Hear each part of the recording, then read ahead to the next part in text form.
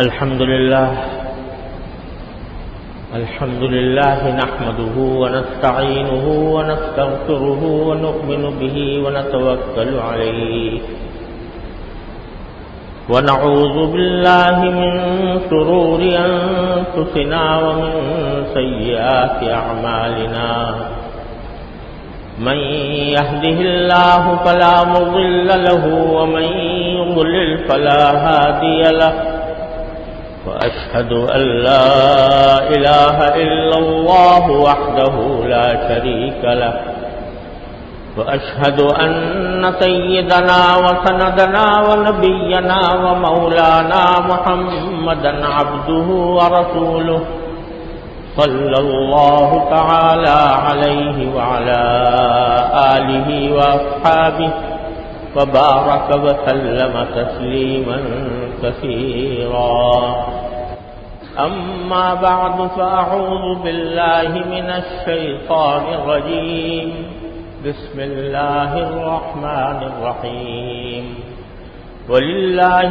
على الناس حج البيت من استطاع إليه سبيلا آمنت بالله صدق الله مولانا العظيم وصدق رسوله النبي الكريم ونحن على ذلك من الشاهدين والشاكرين والحمد لله رب العالمين. بزرگان محترم اور برادران عزیز، السلام علیکم ورحمۃ اللہ تعالی وبرکاتہ. یہ ذوالقعدہ کا مہینہ چل رہا ہے اور اس کے سلسلے میں دو باتیں ضروری عرض کرنی ہیں. ایک مسئلہ تو یہ ہے کہ بعض لوگ اس ذوالقعدہ کے مہینے کو منحوس سمجھتے ہیں اور بدشگونی لیتے ہیں.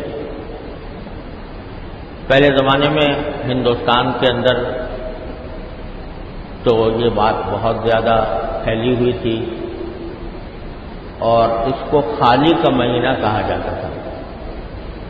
خالی کا مطلب یہ کہ کسی برکت سے خالی ہے، اس میں کوئی برکت نہیں. اللہ تعالیٰ کا شکر ہے اب رفتہ رفتہ یہ جہالت کم ہو رہی ہے، لیکن اب بھی بہت سے لوگوں کے ذہنوں میں یہ بات اب بھی بیٹھی ہوئی ہے کہ ذوالقعدہ کا مہینہ یہ بدشگونی کا مہینہ ہے، منحوس مہینہ ہے، العیاذ باللہ. اور اس وجہ سے ذوالقعدہ کے مہینے میں بہت سے لوگ نکاح شادی کرنے سے بھی پرہیز کرتے ہیں. شادی اگر کی تاریخ مقرر کریں گے تو شوال کی کریں گے یا ذوالحجہ کی کریں گے. ایک تو محرم میں لوگ شادی نہیں کرتے، ایک ذوالقعدہ میں نہیں کرتے، کیونکہ محرم کو بھی سمجھتے ہیں کہ یہ کیونکہ شہدائے کربلا کی یاد میں وہاں اس دن کوئی اس مہینے میں کوئی خوشی نہیں منانی چاہیے. اور ذوالقعدہ کے بارے میں یہ سمجھا جاتا ہے کہ یہ منحوس مہینہ ہے، اس میں شادی کرنا جو ہے وہ ایک بدشگونی ہے. یہ سب جاہلیت کے خیالات ہیں اور اسلام سے ان کا دور کا بھی کوئی واسطہ نہیں. حقیقت میں ذوالقعدہ کا مہینہ نہ صرف یہ کہ منحوس نہیں بلکہ یہ مہینہ اشہر حرم میں داخل ہے، حرمت والے مہینے، حرمت والے مہینوں میں داخل ہے. قرآن کریم نے 4 مہینوں کو حرمت والے مہینے کہا ہے اور جس میں یہ کہا گیا تھا کہ ان مہینوں کے اندر لڑائی اور جنگ ممنوع ہے. یہاں تک کہ اگر جہاد بھی کرنا ہو تو حتی الامکان اب ان مہینوں میں نہ کیا جائے. تو یہ اشہر حرم میں داخل ہے، حرمت والے مہینے، لہذا اس کی برکت میں کوئی کلام نہیں. دوسری خصوصیت اس کی یہ ہے کہ یہ اشہر حج میں داخل ہے، ان مہینوں میں جن کو حج کے مہینے کہا جاتا ہے. اشہر حج شروع ہوتے ہیں شوال سے اور قرآن کریم نے کہا الحج اشہر معلومات، کہ حج کا زمانہ 3 معین مہینے ہیں، اور ان 3 مہینوں کی تعیین فرمائی رسول کریم صلی اللہ علیہ وسلم نے کہ پہلا اس میں شوال ہے، دوسرا ذوالقعدہ ہے، تیسرا ذوالحجہ ہے۔ اب ویسے تو حج کے جو ارکان ہیں وہ ذوالحجہ میں ادا کیے جاتے ہیں، یعنی جو اصل کام ہے حج کے، مینا جانا، عرفات کا وقوف کرنا، مزدلفہ کا وقوف کرنا، طواف زیارت کرنا، طواف وداع کرنا، یہ سارے کے سارے جو اعمال ہیں وہ در حقیقت ذوالحجہ کے وسط میں انجام دیے جاتے ہیں، 10، 11، 12، 9، 10، 11، 12 ان میں انجام دیے جاتے ہیں۔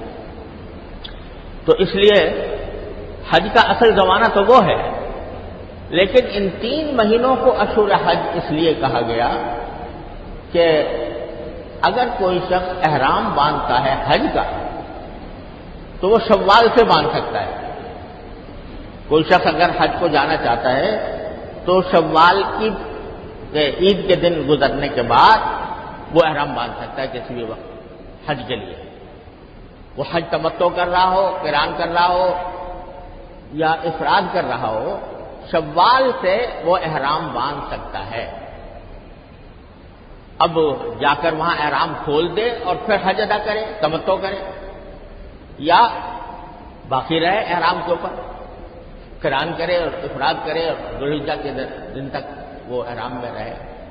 شوال سے پہلے حج کا احرام باندھنا مکروہ ہے۔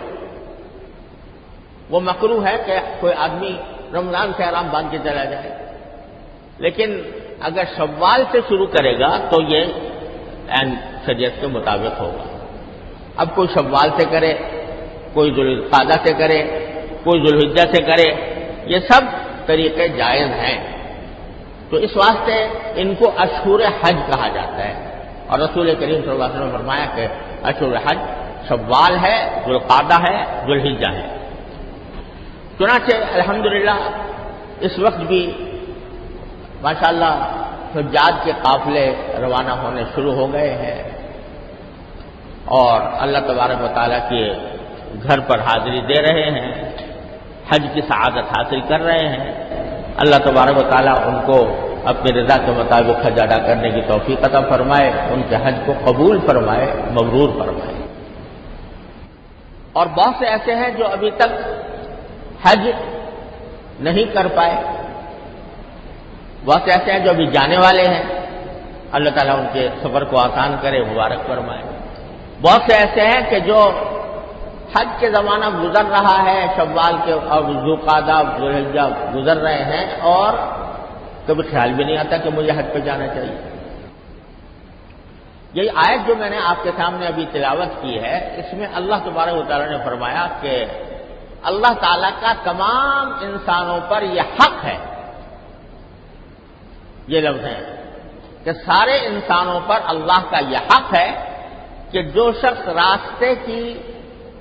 راستہ طے کرنے کی صلاحیت رکھتا ہو وہ بیت اللہ کا حج کرے، گویا فرض ہے اس کے ذمہ، یعنی اس شخص کے ذمہ جو جا سکتا ہو، جس کے پاس اتنا خرچہ موجود ہو کہ وہ راستے کا کرایہ بھی ادا کر دے، راستے میں اپنے کھانے پینے کا انتظام بھی کر سکے، وہاں رہتے ہوئے کھانے کا انتظام کر سکے، اور اپنے گھر والوں کے لیے اتنے پیسے چھوڑ کر جائے کہ جس سے وہ اپنا نفقہ پورا کر سکیں، اس شخص کے ذمہ حج فرض ہوتا ہے۔ اب اس میں یوں ہی فرض ہوا، فرض کرو کہ ایک شخص کے ذمہ رجب کے مہینے میں فرض ہو گیا، کیا مانا کہ رجب کے مہینے میں اس کے پاس اتنے پیسے آ گئے کہ اس سے وہ حج کر بھی سکتا ہے، وہاں کا خرچہ بھی اٹھا سکتا ہے، اپنے گھر والوں کا خرچہ بھی دے سکتا ہے، اور یہ استطاعت اس کی جاری رہی۔ تو جس رجب کے مہینے میں اگر فرض کرو کوئی کسی کے ذمہ حج فرض ہوا تو اس پر فرض ہے کہ فوراً آنے والے حج کے زمانے میں حج کرے، اس لیے کہ پتہ نہیں انسان کی موت زندگی کا کیا بھروسہ ہے، کیا اس بات کی ضمانت ہے کہ اگر اس سال تم حج نہیں کرو گے اور سوچو گے چلو اگلے سال کر لیں گے، تو اگلے سال تک زندہ رہنے کا کیا بھروسہ؟ کون ضمانت دے سکتا ہے کہ اگلے سال تک زندہ رہو گے؟ لہذا فوراً جو پہلا سال آ رہا ہے حج کی استطاعت ہونے کے بعد، جو سب سے پہلا سال آ رہا ہے اس میں حج فرض ہو گیا۔ اب آج کل صورتحال یہ ہے کہ حج کو جانا بس اوقات اپنے اختیار میں بھی نہیں ہوتا۔ مثلا اگر ایک متوسط درجے کا آدمی سرکاری طریقے پر حج کرے تو اس کو قرآن اندازی کرنی پڑتی ہے، قرآن اندازی میں اس کا نام نکل آئے تو حج پہ جا سکتا ہے، ورنہ نہیں۔ اب فرض تو ہو گیا تھا کسی کے ذمے، اس نے درخواست بھی دے دی اور درخواست دینے کے بعد کھورے میں اس کا نام نہیں آیا، تو یہ ایک مجبوری پیدا ہوگی۔ لیکن اگر اس میں اتنی استطاعت ہے کہ کسی پرائیویٹ حج کے ذریعے جا سکتا ہے تو پھر اس کے ذمہ فرض ہو جائے گا کہ وہ پرائیویٹ سے حج کرے۔ اگر اتنی استطاعت نہیں ہے، بس سرکاری حج کی استطاعت ہے، اس سے زیادہ کی استطاعت نہیں ہے، تو پھر اس سال اس کے ذمے سے ساقط ہو گیا، اب اگلے سال کے لیے واجب ہو گیا۔ پھر اس اگلے سال کے اندر بھی یہی بات ہے، نام آ گیا تو حج کرے، نہیں آیا تو وہ آگے مؤخر کر سکتا ہے۔ لیکن بعض سے لوگ ایسے ہوتے ہیں ہمارے معاشرے کے اندر کہ انہوں نے اپنی طرف سے کچھ مفروضات گھڑ رکھے ہیں۔ مثلا یہ مفروضہ بعض لوگوں کے ذہن میں ہوتا ہے کہ بھئی میں پہلے اپنے بچوں کی شادی کا انتظام کر لوں، بچوں کی شادی جب ہو جائے گی تو اس وقت حج کر لیں گے۔ یہ خیال بالکل غلط، کیونکہ بھئی بچوں کی شادی بے شک ایک اہم ذمہ داری ہوتی ہے والدین کی، لیکن اس کے اوپر اتنا پیسے بھی خرچ کرنے کی ضرورت نہیں ہے۔ اللہ تعالیٰ نے نکاح کا جو طریقہ رکھا ہے بڑا سادہ ہے، بڑا آسان ہے، جس طرح چاہے آدمی وہ کر سکتا ہے۔ دوسری بات یہ کہ یہ کیا ضمانت ہے کہ تم بچوں کی شادی تک زندہ رہو گے، اور بچوں کی شادی کے اگر کرا دی تو اس کے بعد اتنا زندہ رہو گے کہ یہ حج کر سکو؟ لہذا یہ خیال بالکل غلط ہے، پہلے بچوں کی شادی ہو جائے پھر کریں گے۔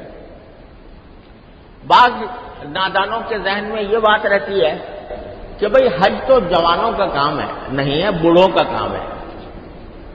جب ذرا بڑھاپا ہو جائے گا ہم ساری اپنے زندگی کی ضروریات پوری کر لیں گے، مکان بنا لیں گے، بچوں کی شادیاں ہو جائیں گی اور ہماری ذرا عمر ڈھل جائے گی، تو اس وقت تک کرنے کی کیا ضرورت ہے؟ جب آخر میں جائیں گے اور اپنے سارے کام پورے کر لیں گے تو پھر حج کر لیں گے۔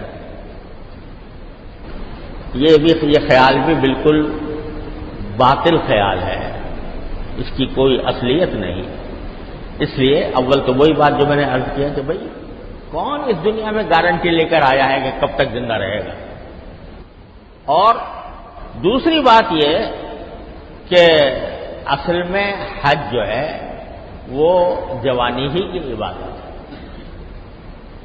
حج میں انسان کو مشقت اٹھانی پڑتی ہے، یہ بڑی عاشقانہ عبادت ہے۔ اس میں اللہ تبارک و تعالی کی طرف سے ایسے احکام دیے گئے ہیں کہ اس میں ذرا محنت اٹھانی پڑتی ہے۔ اچھے خاصے مسجد حرام میں رہ رہے تھے، وہاں اس کے پاس رہ رہے تھے، بس روان حکم ہو گیا 8 تاریخ کو کہ جاؤ مینا جا کے آباد ہو۔ مینا چلے گئے، وہاں پر مینا میں قیام کیا، خیمے ڈالنے پڑے، خیمے کے اندر رہے۔ اس کے بعد پھر اگلے دن کہا کہ عرفات چلے جاؤ، پورا کا پورا لاکھوں افراد کا قافلہ عرفات جا رہا ہے۔ عرفات کے دن سارا دن یعنی خاص طور سے زوال کے بعد کھڑے ہو کر اللہ تعالیٰ سے دعائیں کرتے رہو، اللہ تعالیٰ کا ذکر کرتے رہو، لبیک پڑھتے رہو۔ تو گرمی ہو، سردی ہو، کسی حالت میں ہو، اس آسمان تلے یہ کام کرنا ہے۔ وہاں سے شام ہوئی تو کہو گے مزدلفہ چلے جاؤ۔ اب مزدلفہ جو 25-30 لاکھ آدمیوں کا مجمع جو ہے وہ عرفات سے مزدلفہ جا رہا ہے، تو گاڑیوں کی ٹریفک کی جام ہوا ہے، جا کے گاڑی آگے چل نہیں سکتی، آدمی پیدل چل رہا ہے، پیدل چل کے فاصلہ طے کر رہا ہے مزدلفے تک کا۔ وہاں جا کے رات کو کوئی چھت بھی نہیں ہے، کوئی خیمہ بھی نہیں ہے، ویسے ہی لیٹا ہے۔ صبح کو پھر سویرے روانہ ہونا ہے، مینا کے لیے جانا ہے۔ اس میں بھی یہ صورت ہے کہ بسا اوقات لوگوں کو سواری بھی نہیں ملتی پوری طرح اور جا کر پیدل جانا پڑتا ہے۔ پھر جہاں مینا میں قیام ہوا وہاں سے جمرات، وہ جو شیطان کے علامت ہیں جمرات، وہ عام طور سے اپنے قیام گاہ سے کئی میل فاصلے پر ہوتے ہیں۔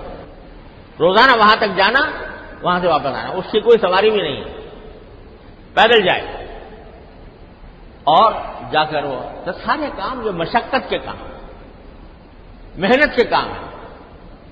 اگر تمہاری جوانی ڈھل گئی، قوا کمزور ہو گئے تو کرو گے، لیکن کس طرح کرو گے کہ تھکے جا رہے ہیں، ہاں پہ جا رہے ہیں، سانس پھول رہا ہے، ویل چیئر کا سہارا لے رہے ہیں، ویل چیئر کے اوپر چل رہے ہیں۔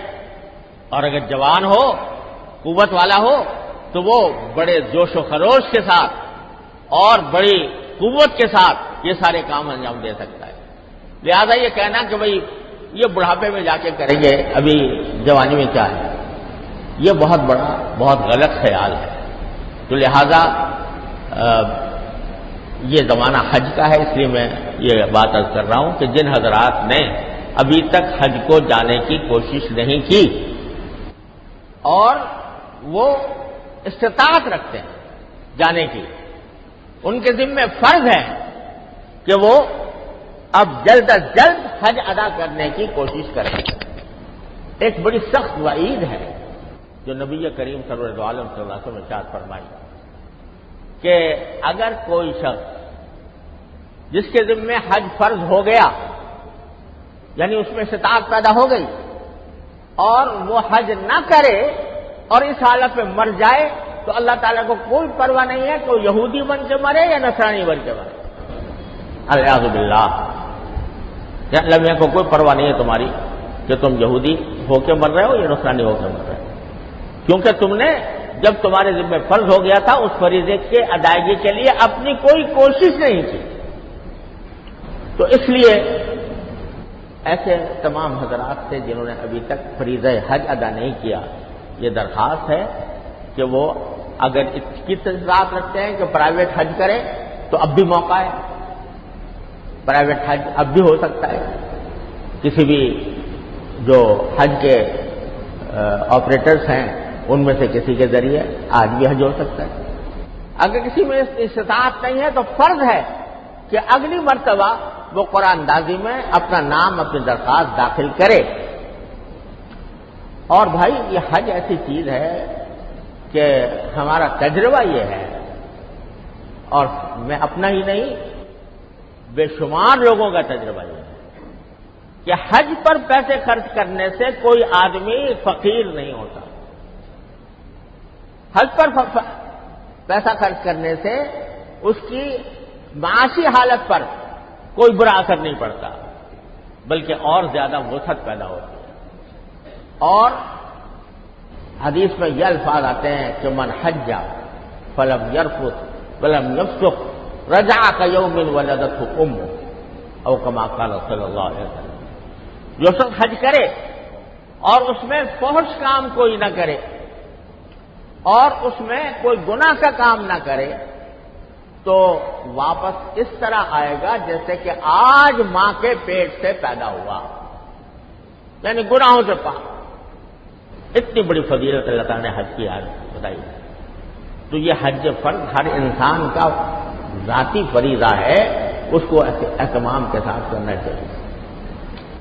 بہت سے حضرات ایسے ہیں کہ جو حج تو بار بار کیا انہوں نے، فریضہ ان کا ادا ہو گیا۔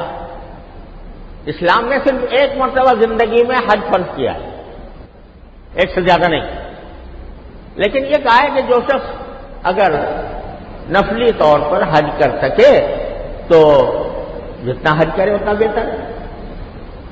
لیکن اس کے ساتھ یہ بات بھی یاد رکھنی چاہیے کہ نفلی حج جو ہے یہ بے شک ایک اچھی عبادت ہے، لیکن ہر سال حج کی پابندی کہ ہر سال میں ضرور جاؤں، اور اس سے یہ ایک بات تو یہ ہوتی ہے کہ رش بڑھ رہا ہے، ہجوم بڑھ رہا ہے. تو جو لوگ سارے پیسہ جمع کر کے بیچارے حج کرنے کے لیے آئے ہیں ان کو موقع مشکل سے ملتا ہے کہ وہ عبادت کریں، طواف کریں، عمرے کریں. اس کا موقع اگر کوئی آدمی اس نیت سے نفلی حج چھوڑ دے کہ بھئی میں اور لوگوں کے لیے آسانی پیدا کروں، تو شاید اللہ تعالیٰ کے ہاں وہ زیادہ اجر کا سبب بنے، کیونکہ وہ دوسرے لوگوں کی خیال سے وہ حج نہیں کرتا.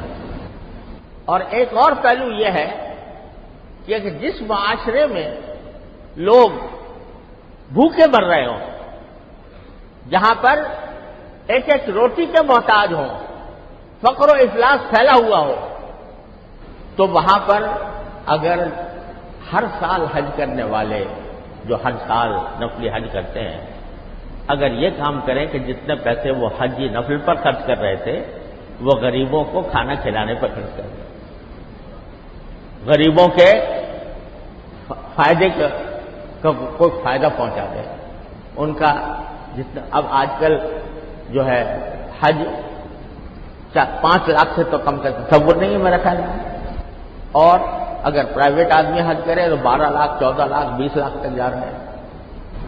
ہر سال ایک آدمی 20 لاکھ روپے خرچ کر رہا ہے یا 15 لاکھ روپے خرچ کر رہا ہے نفلی حج کے اوپر.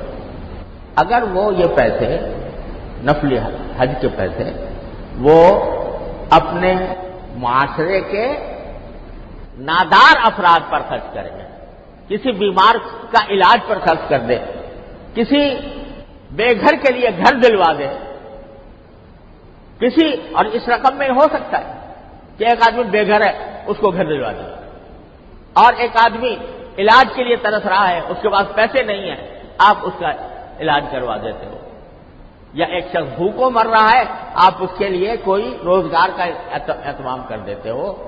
تو میں یہ سمجھتا ہوں کہ اللہ تبارک و تعالیٰ کے ہاں یہ بات زیادہ اجر کا سبب بنے گی، انشاءاللہ زیادہ ثواب کا سبب بنے گی. حضرت عبداللہ بن مبارک رحمۃ اللہ علیہ مشہور محدث، فقیہ، صوفی، اولیاء اللہ میں سے ہیں. وہ ہر سال حج کو جایا کرتے تھے. ایک مرتبہ حج کو جا رہے تھے اور اونٹوں پر سفر ہوتا تھا اس زمانے میں، تو ایک بستی کے پاس سے گزرے تو وہاں دیکھا کہ کوڑے کا ڈھیر ہے. تو ایک بچہ آیا اور اس کوڑے کے ڈھیر میں سے ایک مردہ مرغی اٹھا کے لے گیا. عبداللہ مبارک کو بڑا تعجب ہوا کہ یہ مردہ مرغی کیوں اٹھا کے لے جا رہا ہے. اس سے جا کے پوچھا بھائی یہ تو مردہ ہے تم کیسے لے کے جا رہے ہیں؟ کہا کہ ہمارے یہاں گھر میں کھانے کو نہیں تو مجبور ہیں کہ مردہ مرغی کھائیں. عبداللہ مبارک رحمۃ اللہ نے فرمایا کہ میرا حج کا ارادہ منسوخ، حج کا ارادہ میں ترک کرتا ہوں. اپنے سارے ساتھیوں سے کہا کوئی حج نہیں کرے گا، سب جتنے پیسے حج پر خرچ کر رہے تھے وہ اس بستی کے نادار لوگوں پر خرچ کریں، ان بھوکوں کو کھانا کھلائیں.